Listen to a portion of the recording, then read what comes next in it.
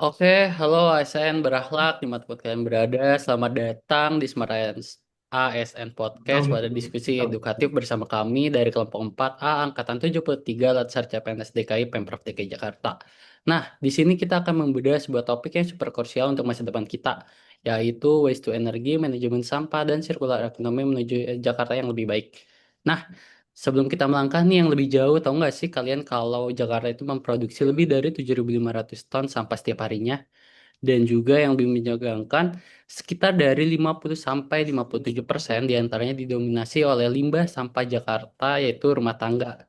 Nah, menariknya di studio kita ini sudah hadir nih 4 narasumber hebat dari berbagai instansi Pemprov DKI Jakarta. Kita sapa dulu kali ya, Mbak Kartika, Mas Rizky, Mbak Nurul, dan Fikri. Halo semuanya. Halo Mas Jona. Halo Mas Jo. Halo Mas Jo. Halo Mbak Kartika, selaku praktisi dari Dinas Cipta Karya dan Tata Ruang, melihat angka persentase limbah rumah tangga nih yang mendominasi ya kan sekarang di Jakarta, seberapa kritis sih kata Mbak Kartika kondisinya kalau ditinjau dari metode analisis? Oke, kritis banget nih Mas Jo berdasarkan metode penapisan isu APKL sama USG yang kelompok kita udah lakuin. Tingginya limbah rumah tangga ini menempati peringkat pertama nih dengan skor urgensi yang tertinggi.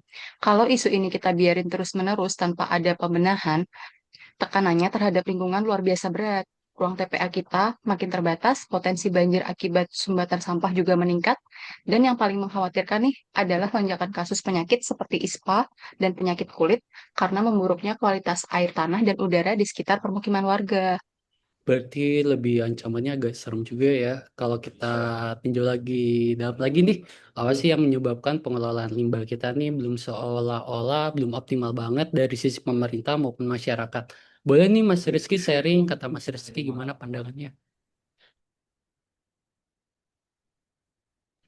Oke, Jona, kalau kita petakan menggunakan diagram fishbone, akar masalahnya itu bercabang ya, dari faktor men atau manusianya, tingkat pengetahuan dan kesadaran masyarakat dalam memilah sampah itu memang masih minim sekali ya Mas Jo ya, nampaknya di DKI Jakarta ini ya.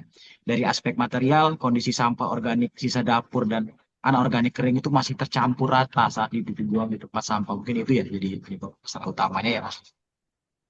Oke, jadi masalahnya tuh bukan di teknologinya aja gitu ya, tapi juga di sistem sama budayanya. Nah, sekarang kita masuk nih ke bagian paling dinanti, yaitu solusinya nih dari Mbak Nurul, kelompok kita sebagai Waste to Energy.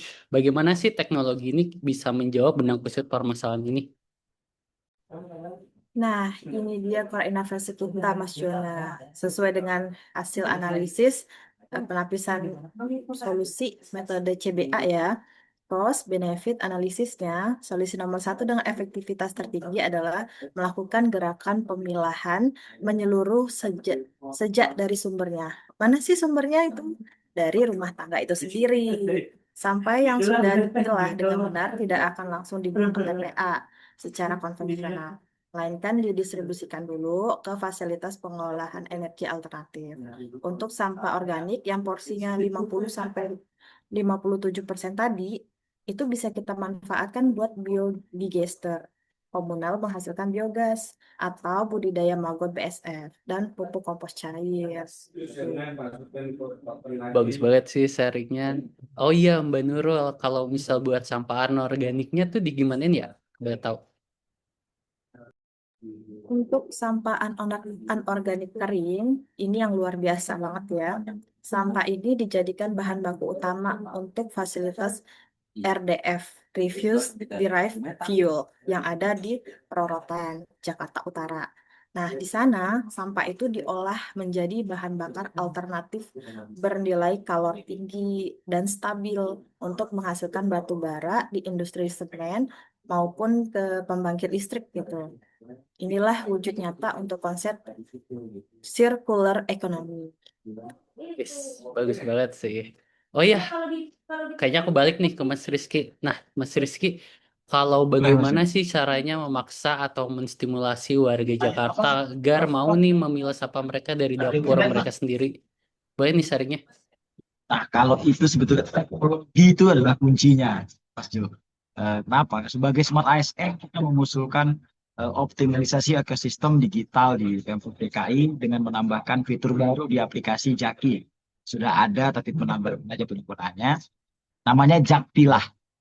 Nah, mekanismenya interaktif. Setiap kepala keluarga yang mengeluarkan sampah anorganik terpilah atau berhasil mengolah sampah anorganik secara mandiri akan mendapatkan poin digital. Poin digital yang terkumpul ini nantinya terintegrasi dan bisa langsung ditukarkan dengan saldo e-wallet, diskon pembayaran pajak PBB, atau bahkan token listrik gratis. Dengan begini kita memanfaatkan digital skill dan digital kultur untuk membangun kebiasaan baru masyarakat secara persuasif. Ini begitu Mas Jo. Wih, tak banget sih inovasinya. Nah, kalau intensif ekonomi yang membuat masyarakat terlibat aktif, oke, sekarang aku pengen nanya nih ke Mbak Fikri ya, sebagai SN di wilayah Kota Administrasi Jakarta Selatan. Nah, bagaimana sih dari Mbak Fikri untuk mengawal keberlanjutan program besar ini dari kacamata manajemen ASN dan juga fungsi kepemimpinan? Yuk, boleh sharingnya Mbak. Oke, Mas Jo. Kalau misalnya dilihat dari kacamata sebagai ASN tuh, kita biasanya menjalankannya sesuai dengan fungsi sistematis yang biasa kita kenal dengan POAC ya. Planning, Organizing, Actuating, dan Controlling.